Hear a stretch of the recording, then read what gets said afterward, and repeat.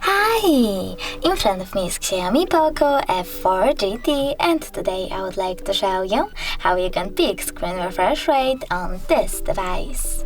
Start by opening device's settings. Now scroll down, choose display, and over here, saucer MS click, scroll down again. Then select refresh rate and tap on one of those options. I will click custom, so I have to click on it and tap on refresh rate over here. Now I can pick my preferable one, in this case that one, and go back.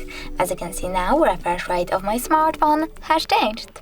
Thanks so much for watching. If you enjoyed this video, don't forget to leave a like, comment, and definitely subscribe. Bye!